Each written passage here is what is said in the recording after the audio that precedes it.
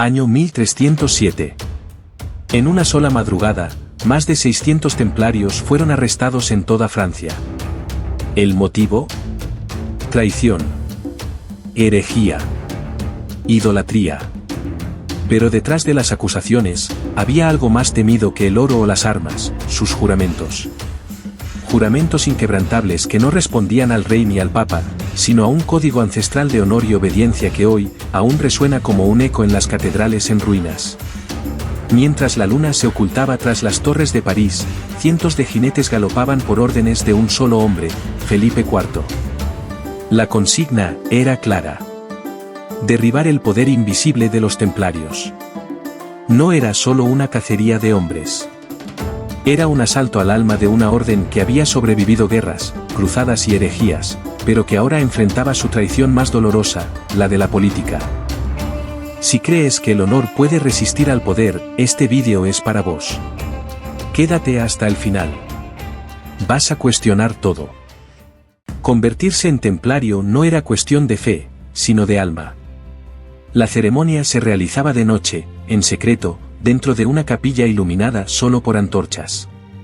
El postulante era interrogado durante horas por los hermanos. ¿Estás dispuesto a abandonar tu nombre, tu herencia, tus deseos? ¿Estás listo para morir sin gloria ni tumba? En las profundidades de la comandancia, donde el eco apenas tocaba los muros de piedra, el silencio era más fuerte que cualquier palabra. Los ojos del novicio, cubiertos con una venda, no veían, pero escuchaban la respiración sincronizada de sus futuros hermanos. Uno a uno, los templarios preguntaban. No buscaban respuestas. Buscaban convicción. ¿Renuncias a tu libertad?, preguntaban. ¿Aceptas el yugo del Temple, incluso si no lo comprendes? El novicio no debía vacilar. Porque cada segundo de duda pesaría como plomo en la batalla. Ese momento era más que un ritual. Era el acto de sepultar al hombre que fue, y de despertar al caballero eterno. En la pared de la capilla, detrás del altar, se hallaba el símbolo heráldico del cordero con la cruz roja, la representación del sacrificio puro. Ese animal sin malicia representaba al nuevo iniciado, listo para el combate pero guiado por humildad. Muchos novicios eran vigilados durante meses antes de ser aceptados, para detectar señales de orgullo o rebeldía. Este juramento significaba cortar lazos con la familia, el linaje y los títulos. En un mundo feudal donde la herencia lo era todo, renunciar a ello era una subversión del orden establecido. No juraban lealtad a un rey, ni a una patria. Juraban vivir bajo 6 códigos inquebrantables. Hoy, los vamos a descifrar.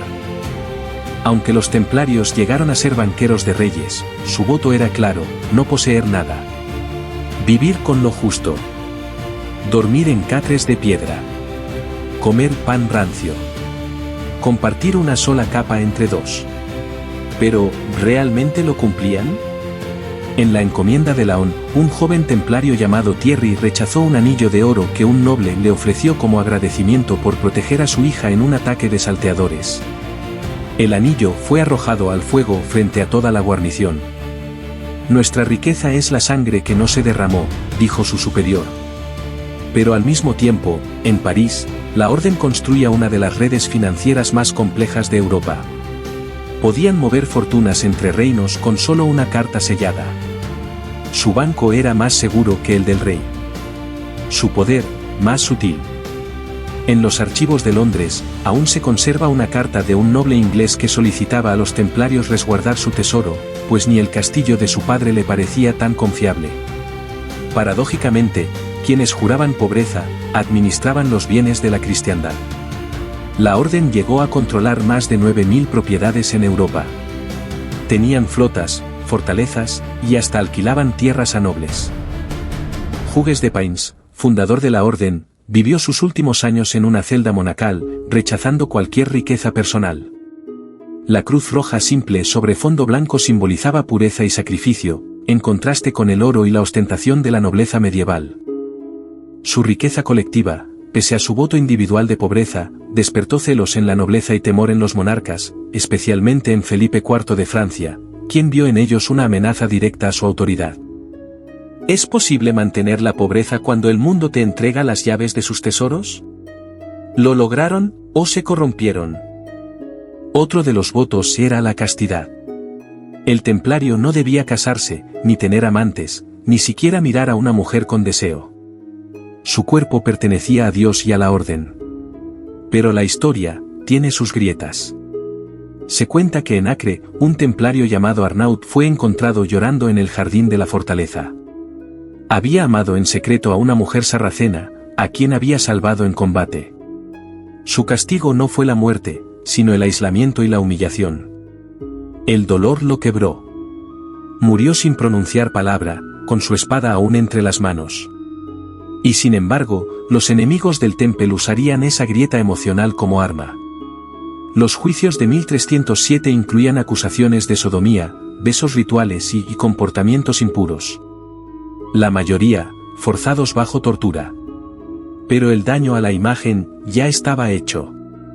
Algunos registros franceses acusaron a templarios de rituales secretos y relaciones impropias. Aunque muchos fueron obtenidos bajo tortura. Jacques de Molay, el último gran maestre, fue acusado falsamente de besar a los novicios en zonas indebidas.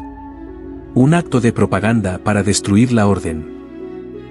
El lirio blanco, símbolo mariano de pureza, era a veces tallado en objetos personales. Representaba el ideal de cuerpo y alma limpios para el combate espiritual. En una época donde los matrimonios se usaban para sellar alianzas, el voto de castidad templario era un acto de autonomía radical frente a la política matrimonial feudal. ¿Puede un guerrero alejarse de toda pasión sin dejar de ser humano? Obediencia. Un templario debía obedecer sin cuestionar. Si su maestro decía marchar hacia la muerte, lo hacía. Si le ordenaban guardar silencio ante una injusticia, también. Durante la defensa del castillo de Bagras, el caballero templario André de Montbar recibió la orden de resistir hasta el último hombre.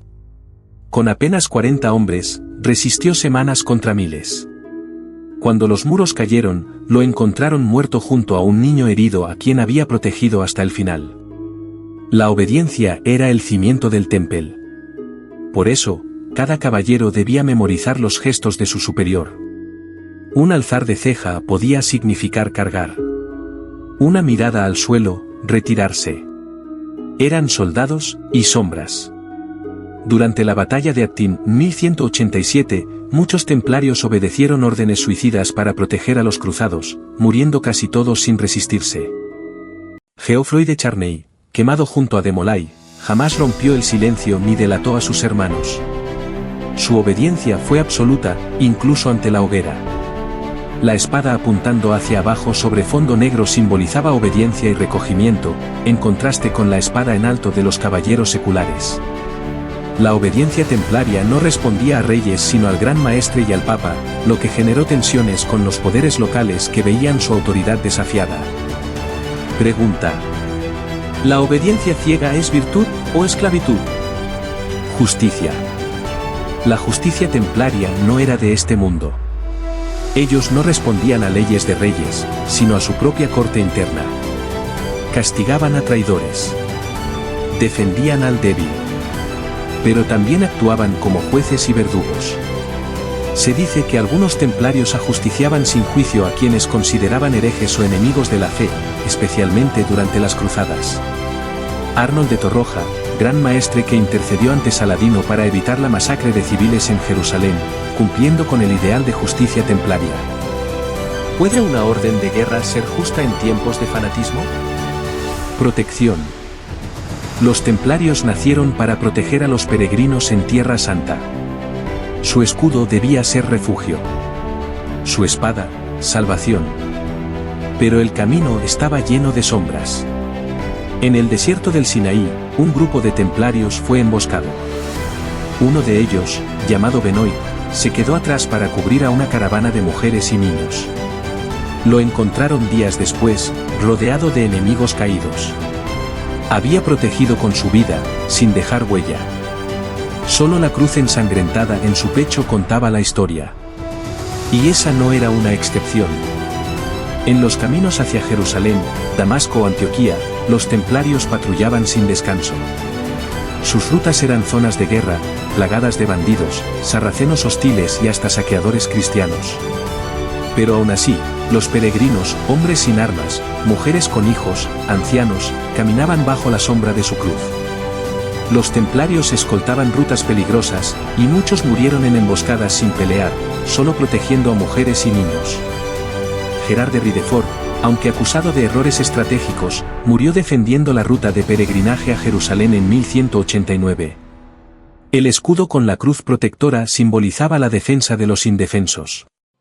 Era también un mensaje político, el Temple actuaba como guardián del pueblo, sin importar su estatus social.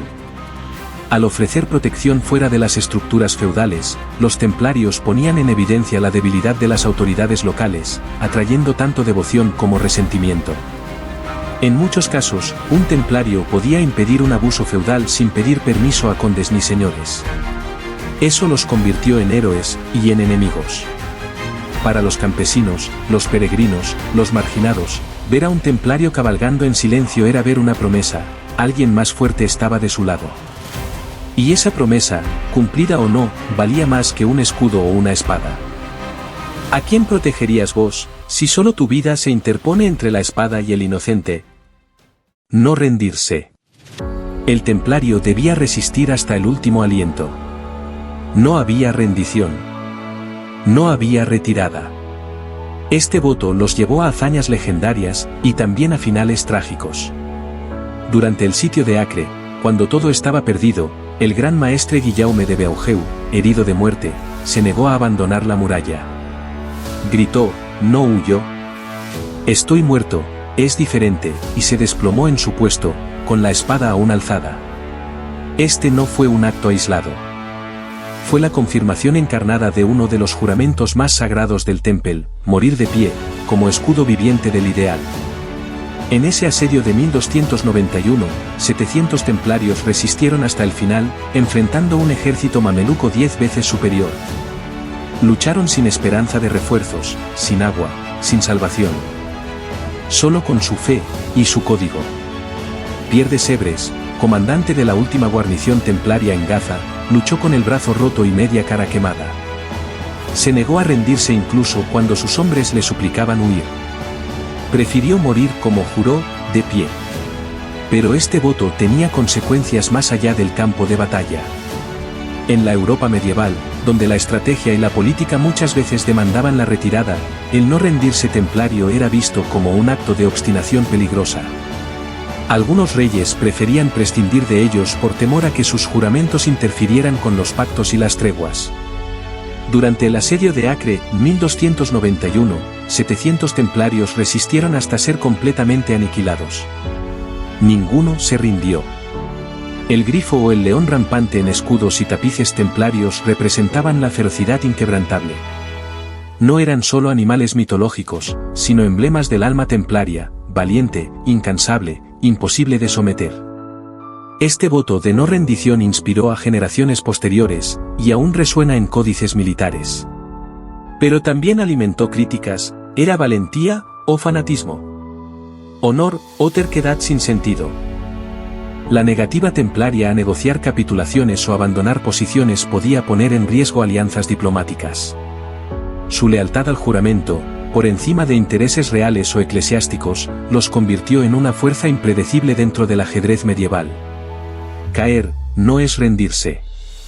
Pero rendirse, era traicionar el juramento. Pobreza. Castidad. Obediencia. Justicia. Protección. No rendirse. 6 pilares, que intentaron sostener un ideal más grande que cualquier imperio.